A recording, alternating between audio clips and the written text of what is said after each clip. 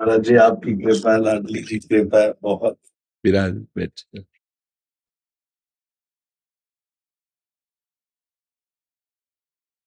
जैसे समुद्र में तरंगे कभी इधर से उठती हैं कभी इधर से उठती हैं, ऐसे जीवन में कभी अनुकूलता और प्रतिकूलता के थपेड़े आते रहते हैं। मजबूत रहना, डगमगाना नहीं। कभी अनुकूलता जनित यश और कभी प्रतिकूलता जनित अवहेलना की भी बात आ सकती है, इसमें मजबूत रहना। संतों का संग करने वाले में एक विशेषता होती है, वो जन साधारण से एक अलग होता है। जब उसकी प्रतिकूलता होती है और उसकी मुस्कुराहट में फर्क नहीं होता, तब लगता है ये आदमी क्या है, तब होता है सत्संगी है। ये संतों का संग किए है। अनुकूलता में हर्षित हो जाना और प्रतिकूलता में शोकित हो जाना, ये तो जनरल स्वभाव है। जनरल से ऊपर उठा हुआ सत्संगी, आप संतों के पास जाते हैं, आप संतों से मिलते हैं, आप एक मजबूत बने कि अनुकूलता के गुलाम ना बने, प्रतिकूलता का प्रभाव ना आने पावे, और सम होकर के इस माया पर विजय प्राप्त कर लें। माया विषम है, भगवान सम है, और जो सम को प्राप्त होता है वो विषमता पर विजय प्राप्त कर लेता है। विषमता स्तुति, निंदा, मान, अपमान, लाभ, हानि, जय, पराजय, यही इसका स्वरूप है। और इसमें जो सम होके निकल जाता है वो भगवान को प्राप्त हो जाता है। कभी दुखी मत होना और कभी हर्षित मत होना। बहुत प्रशंसा हो तो फूलना मत, कोई घटना घट गई तो शोकित मत होना। बस ये देखते रहो, प्रश्न आ रहा है, इसका मुझे उत्तर देना है। हर समय देखते रहो, लोग तुम्हारी वाह वाह, तो प्रश्न आ रहा है, इसका उत्तर देना है। मुझे फूलना नहीं है। अपने इष्ट की तरफ दृष्टि हो जाए, प्यारे ये तेरा दुलार है। और जब प्रतिकूलता रहे तो प्रश्न आया, ठीक से उत्तर दो, प्यारे इसमें जरूर कोई कृपा है जरूर कड़वी ये दवा, पर इसमें विशेष कृपा है ले, मस्त रहो। जो अपनी वाणी से समाज को आह्लाद प्रदान करे, धन्य है वो वाणी। बोलने वाले तो बहुत है, लेकिन किसी भी तरह से समाज हमारा आह्लादित हो जाए, सुखी हो जाए, प्रसन्न हो जाए, थोड़ी देर के लिए उसके दिमाग को शांति मिले, हम लोगों का यही कर्तव्य है। जैसे गायन के द्वारा तो हम अपनी शास्त्र ज्ञान, साधना दोनों को मिलाकर समाज के दिमाग के संतुलन के साथ हम दिमाग के साथ खेलते हैं। हम किसी व्यक्ति के साथ नहीं खेलते, हम दिमाग के साथ खेलते हैं। उसके दिमाग को शासन में लाकर सम में उतारना, संसार से हटा के भगवान में उतारना, दुखों से हटाकर सुख सिंधु में लगाना। तो कहीं ना कहीं थोड़ा सेवा आपको भी मिली समाज की। थोड़ी देर संगीत और अपने गायन की विद्या के द्वारा उसको सब कुछ भुलाकर राष्ट्र की भक्ति में उतार देना, देवताओं की भक्ति में, भगवत भक्ति में या आनंद में उतार देना। ठीक है ना? आप आनंदित रहिएगा और सम रहिएगा और बहादुर बनिएगा। महाराज जी मैं एक बात आपसे बोलना चाहूंगा कि कई बारी क्वेश्चन मेरे दिमाग में भी आता है, और बहुत लोग हैं जो बोलते भी हैं कि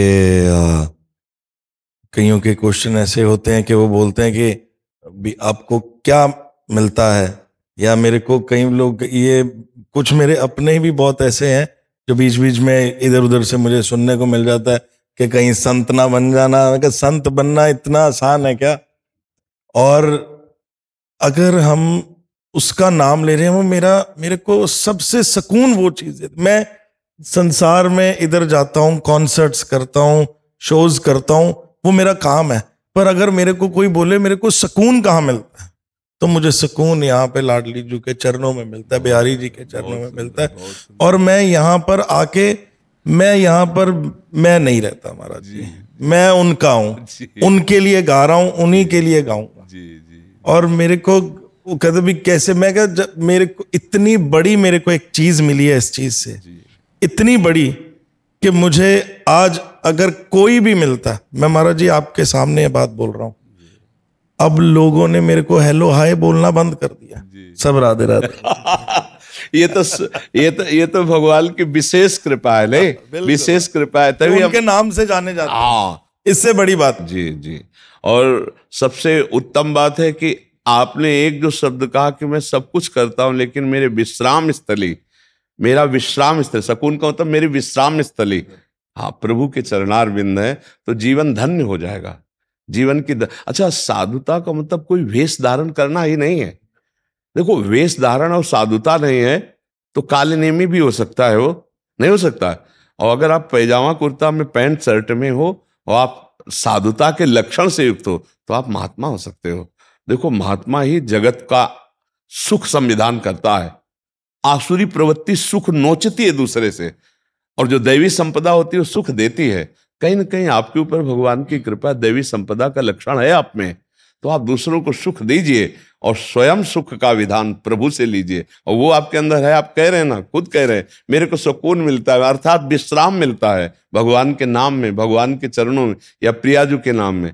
और जब आपको सुकून मिलता है तो आपकी पहचान भी प्रियाजू के संबंध से होनी चाहिए। और वो हो रही, आप कहते हो हलो हाय बंद करके मुझसे राधे राधे कर रहे, ये कितनी बढ़िया बात हो रही है नहीं।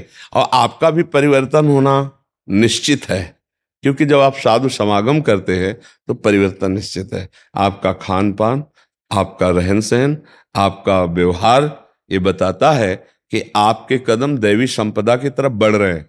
आसुरी संपदा का त्याग करके दैवी, यही जीवन का लक्ष्य। देखो, एक दिन वो समय आने वाला है जहां आपके इस शरीर की सत्ता ही नहीं रहेगी।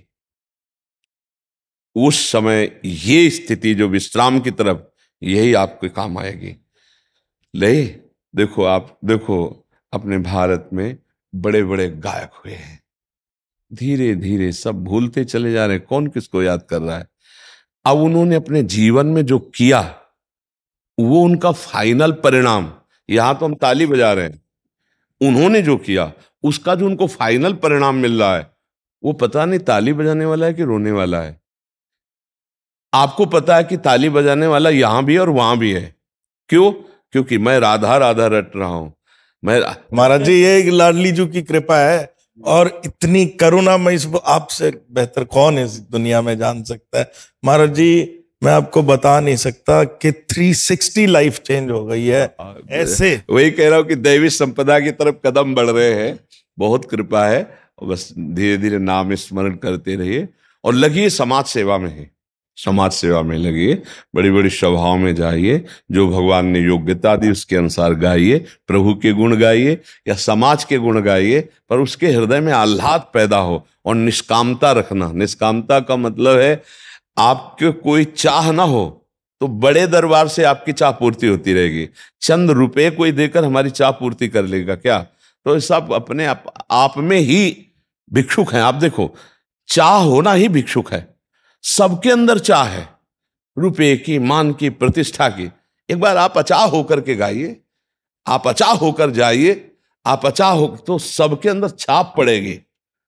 दुनिया भाग रही है और वो आपके पीछे भागेगा। जब आप कहोगे ऐसे ही, वो आपके पीछे भागेगा। यही दैवी संपदा का लक्षण होना चाहिए और आप में विशेषता होनी चाहिए, क्योंकि आप साधु संग करते हैं। आप कोई संसारी गायक केवल नहीं है, आप एक साधु संग सेवी है, इसलिए आप में विशेषता होने। आप तो बोलते महाराज जी के, मैं कईयों को बोलता हूं कि संतां दा संग बड़े भागा नाल मिलदा, लेंदे ने कोई कर्मा वाले। कि संतों का जो संग है वो बड़े भाग्यशालियों को मिलता है, और कोई कर्म जिसके अच्छे होंगे उन्हीं को मिलता है, ऐसे नहीं मिल सकता कोई भी जाके मिले।